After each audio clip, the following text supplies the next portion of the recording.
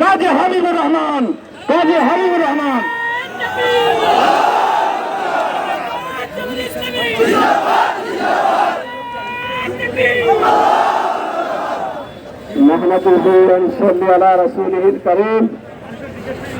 সংগ্রামী জিন্দাবাসী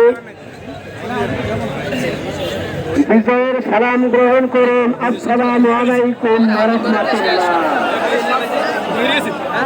সংগ্রামী জিন্দাবাসী, আমরা 15টি বছর আমাদের নিজের ঘরে ঘুমাইতে পারি নাই।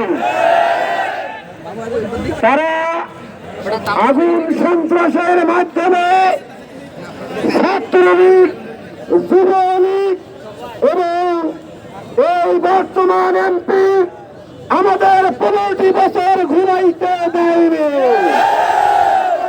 প্রতিদিন মানুষের কন্দে একাধিক মামলা, আমরা তাদের হয়রানির শিকার হয়েছি।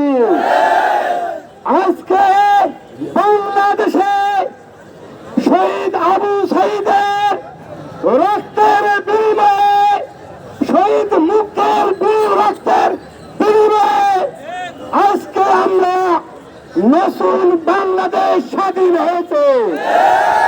সংগ্রামী জনতা, আজকে বাংলাদেশে প্রতিটি হত্যার বিচার হবে ইনশাআল্লাহ।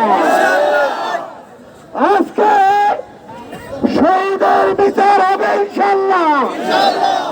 তারা আমাদেরকে নিষিদ্ধ করতে চায়, তোমরা নিষিদ্ধ করার কে?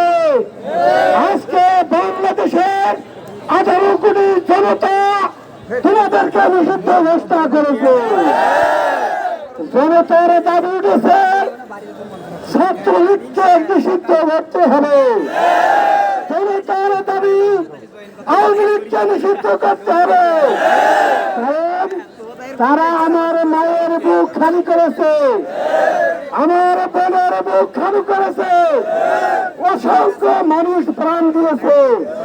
যার কারণে আজকে আমরা বিজয় মিছিল করতে পারছি। বাংলাদেশ জামাত ইসলামের ছায়াতলে এই দেশকে গড়তে হবে, সিমলাকে গড়তে হবে। কোন আগুন সন্ত্রাসী যেন মাথা চারা দিতে না পারে, উদাত্ত আহ্বান জানিয়ে আমার বক্তব্য শেষ করছি।